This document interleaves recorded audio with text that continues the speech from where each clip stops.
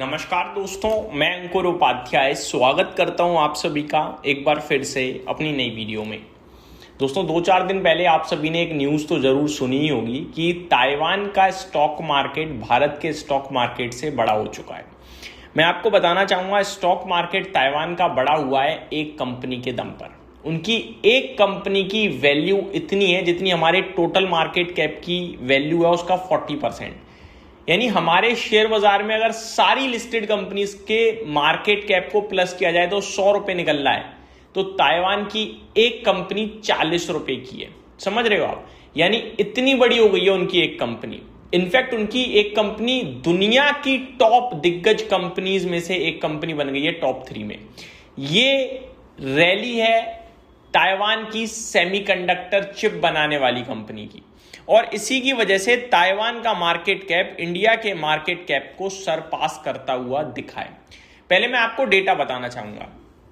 Current situation में Taiwan का stock market world 5th largest equity market बन गया है। ताइवान का मार्केट कैप है $4.95 ट्रिलियन का, और इंडिया का मार्केट कैप है $4.92 ट्रिलियन का। इसका मतलब है कि ताइवान ने इंडिया के मार्केट कैप को सरपास कर दिया है, पीछे छोड़ दिया है। लेकिन मैं आपको एक चीज बताऊं, ये बहुत ही छोटे समय के लिए है। बहुत जल्दी भारत का मार्केट कैप ताइवान को पीछे छोड़ देगा। ऐसा मैं क्यों कह रहा हूं? सिंपल है भाई, एक कंपनी भागी है जिसने पूरे ताइवान के मार्केट कैप को रॉकेट कर दिया है, लेकिन उस कंपनी के वैल्यूएशन इस समय बहुत महंगे हैं। और इंडियन मार्केट्स की वैल्यू जो करंटली है ऑलमोस्ट 19-20 का ही है। वो तब है जब एफआईआईज ने दिल खोलकर इंडिया में बिकवाली करी है और ताइवान में दिल खोलकर खरीदारी, उसके बाद ये आंकड़ा है। आप सोचो कि इंडिया में अगर ये बिकवाली रुक भी गई तो इंडिया का मार्केट कहां चला जाएगा। खैर, मैं इसके बारे में बात ही नहीं करता, मैं करंट सिचुएशन की बात करता हूं। Huge rally in Taiwan semiconductor manufacturing company due to the global AI boom। तो ताइवान की जो सेमीकंडक्टर मैन्युफैक्चरिंग कंपनी है उसमें भयंकर रैली बनी है। रैली की बात करूं मैं अगर आप सभी के साथ, तो रैली कितनी बनी है वो भी मैं आपको बताना चाहूंगा डेटा की मदद से। एक साल में 95% भागा है, 2 साल में 230% और 5 साल में 700% भागा है। 700% 5 सालों में। ये कहानी है ताइवान की सेमीकंडक्टर मैन्युफैक्चरिंग कंपनी की।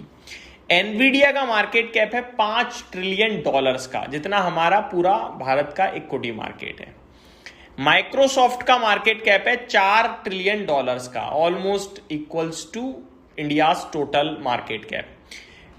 टीएसएमसी यानी ताइवान सेमीकंडक्टर मैन्युफैक्चरिंग कंपनी का मार्केट कैप है इस समय $2.1 ट्रिलियन का, और इंडिया का है $4.9 ट्रिलियन का पूरा मार्केट कैप। तो उसका 40% तो अकेले एक ही कंपनी का है, और इसीलिए ताइवान का मार्केट कैप भागा है।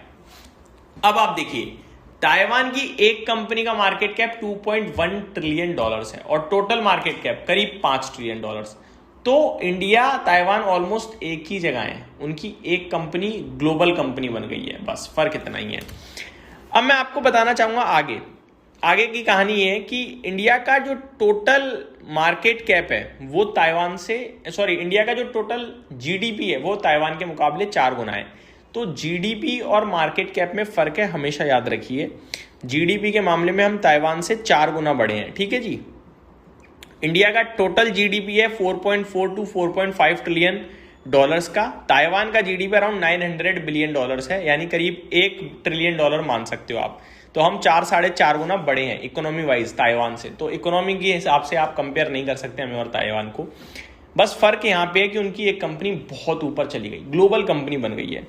भारत की जो सबसे बड़ी कंपनी है वो रिलायंस इंडस्ट्रीज है, जो बिलियंस में आती है अभी। तो कितनी बिलियन में वो भी बता दूं, 350 बिलियन की रेंज में, $350 बिलियन की रेंज में, और ये ट्रिलियन में, वो भी 2। तो बहुत बड़ा डिफरेंस यहाँ क्रिएट हो गया है। इस समय लोग ये सोच रहे हैं कि इंडिया का मार्केट कैप तो बेकार है, ये है वो है, उनकी एक ही कंपनी। तो भाई आपको ये समझना होगा, ग्लोबल कंपनी बना दी उन्होंने सेमीकंडक्टर की। हम ग्लोबल नहीं बना पा रहे। हम जहाँ पे लेबर की जरूरत रहती है, लेबर इंटेंसिफाई मार्केट बनाते हैं हम ग्लोबल कंपनी नहीं बना पा रहे। क्या करें? या आप हमारी क्षमता नहीं मान लो, या फिर कुछ भी मान लो, जो समझ लो समझना है। लेकिन इतना मैं कह सकता हूं कि हमारे मार्केट में धज्जियां उड़ी पड़ी हैं, तब हमारा मार्केट कैप ये है। उनका मार्केट बूम कर रहा है, तब ये हुआ है। अब मैं आपको थोड़ा एक इंटरेस्टिंग डेटा बताना चाहूंगा सेलिंग का। बीते एक साल में FIIs ने जो सेलिंग भारत में करी है, 1 से 1.5 साल में बताना चाहूंगा, 2025 में करीब 1.6-1.7 लाख करोड़ की बिकवाली करी FIIs ने, करीब 18 से 20 बिलियन डॉलर्स की। 2026 अभी तक करीब 24 बिलियन डॉलर्स का बेच चुके हैं। कौन? FIIs। और ताइवान में पता है क्या हुआ है? केवल बीते 5-6 महीने में 2026 में अगर आप देखें तो ताइवान में करीब 25 बिलियन डॉलर्स का इनफ्लो है 2026 में।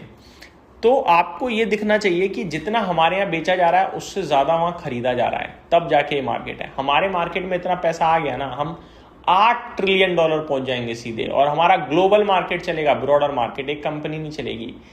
एक कंपनी जब चलती है खतरा बड़ा रहता है भाई, याद रखिएगा। सारी एसेट्स चलते हैं तो ही मज़ा आता है। डाइवर्सिफिकेशन का बूम है, बट यहाँ AI बूम है। अब ये और कितना लंबा खिंचेगा देखने वाली बात है, बट ताइवान इस समय आगे निकल चुका है, ये भी सच है। अगर कोई आपसे बोले कि आपकी कंट्री का मार्केट पूरा एक ताइवान की कंपनी खा गई, तो उसको ये जरूर डेटा बता देना कि भैया हमारे यहाँ बिकवाली हुई है तब हम यहाँ खड़े हैं, तुम्हारे यहाँ खरीदारी हुई है, बूम है, तब आप वहाँ खड़े हो। और हम अभी भी GDP में 4.5 गुना है तुमसे। नो डाउट उनकी पॉपुलेशन भी इतनी सी है, तो फिर वो GDP का आंकड़ा कंपेयर करना ठीक नहीं है। लेकिन एक कंपनी का बूम है, ग्लोबल कंपनी बना दी है, बड़ी बात है, सैल्यूट मारना चाहिए। बट अपना बाजार जल्दी पीछे करेगा, इसकी भी मैं आपके साथ उम्मीद जता सकता हूँ। Thank you so much for watching this video. Have a great day guys.